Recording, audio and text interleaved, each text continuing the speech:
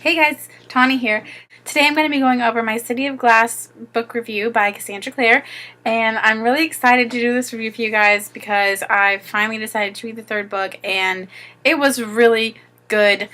And I'm not saying that didn't mean there were some parts I didn't like about it. There were some things that I was kind of just like, it kind of dragged through for me a little bit. At the beginning I felt was a little slow and kind of just the same old.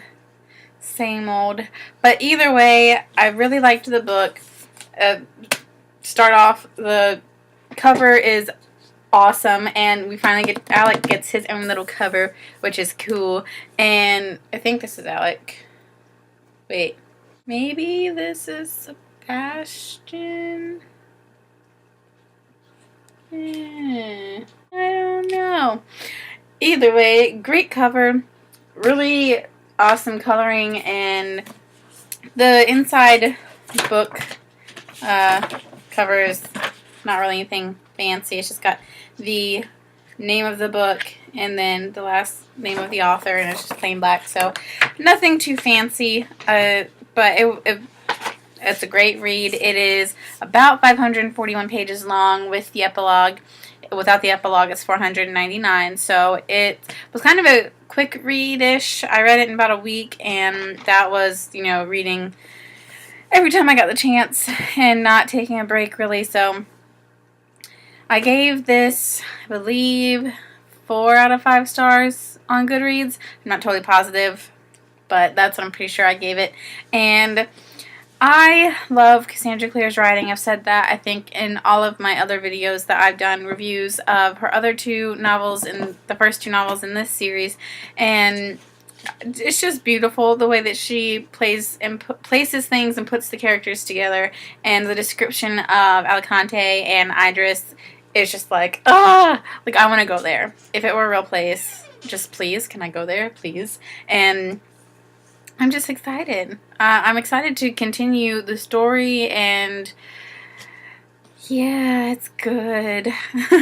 I love that in this novel you got to see a lot more of Alec and how he kind of feels about things. You kind of get to know him better as a person, which I thought was awesome, because in the first 2 books you kind of only get to see his front, like the I'm a tough person, nobody needs to know I'm gay face. And it was really cool to kind of see him be a little vulnerable and kind of, I don't know, it's just you got to know him a little bit better. And I thought that was really cool.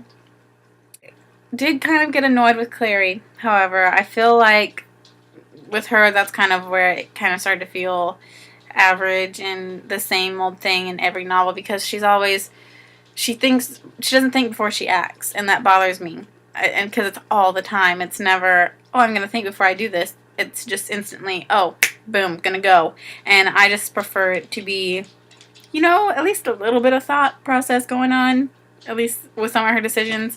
And other than that, I love Clary's character.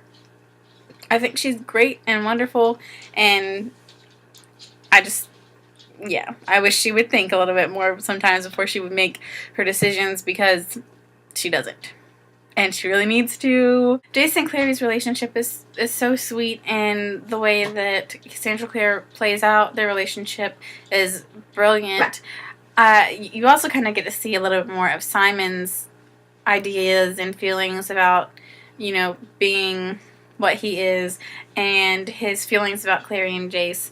And it's really kind of cool to see that little trio blossom and become closer and kind of grow to appreciate each other even more than they did at the end of the second book. Now, if you haven't read this book, you need to go away and read it, and then come back and we can talk, and we can, continue this little conversation. And yeah, but if you haven't read it, I would advise no more watching, because there's going to be spoilers in the rest of this review. So yes, if you haven't read this wonderful book, go read it. Love it, and bye! Okay, guys. City of Glass by Cassandra Clare. Spoiler-ish section.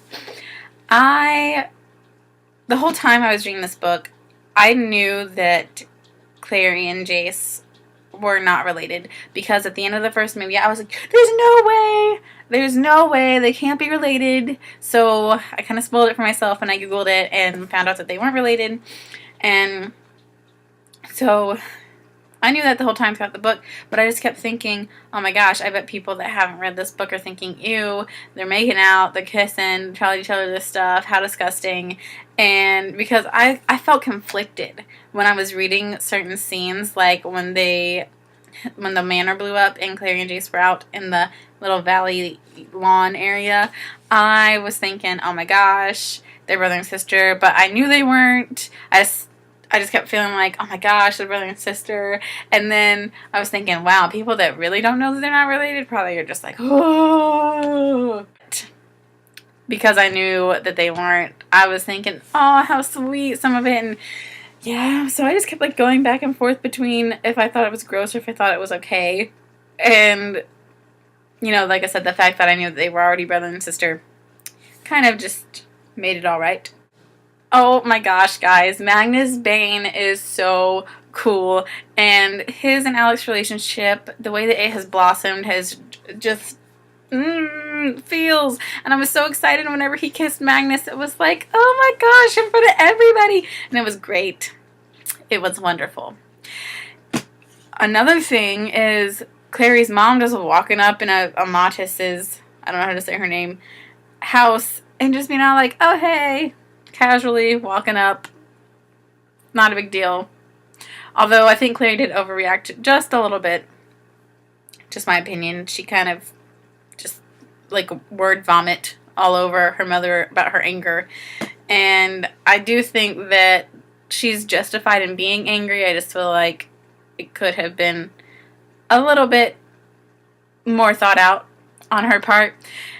But I was happy that her mom did show up and that Magnus did keep his word, because I was kind of thinking for a little bit there, oh my gosh, Magnus took the book and is not going to come back. And I was thinking, he's not like that. That's not Magnus. So it was really cool to know that Magnus is a trustworthy guy with Maya and Simon and Isabel.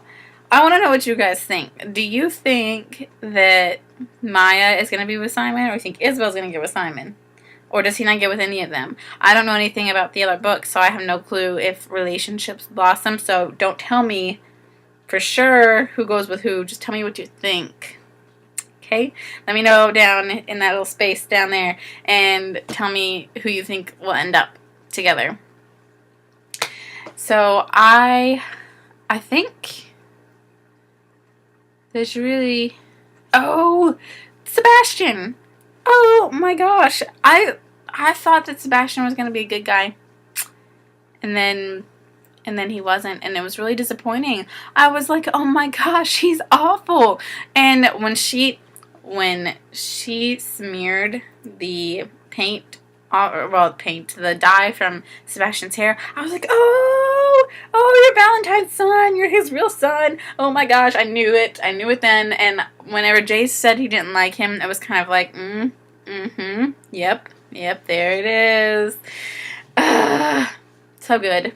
Just such a great plot, and it was really well written. Cassandra Clare does an awesome job at laying out specific plot catalysts, and the story just kind of flows through, and it doesn't feel choppy, and it's just great. The story is wonderful, and it's really nice to finally see Clary and Jace together, and for things to be happy. I really don't want to read the next couple books because I just feel like there's going to be more drama, and I'm just like, everything's good now, just let it be good. Clary, Luke and Clary and Jocelyn are fine, and Clary and Jace are fine, and Alec and Magnus are fine, so everything just needs to stay fine, and I know it's not going to. So it's really disappointing. But yeah. Alright guys, enough of my ranting. Like I said, I gave it a 4 out of 5 on Goodreads. I would totally recommend it. It's a great third installment to the series, and I think that you guys should let me know what you thought. If you have a different opinion on anything I've said, let me know. I'd love to discuss it with you guys. So, yeah. Have a good day, guys, and I will see you next time. Bye!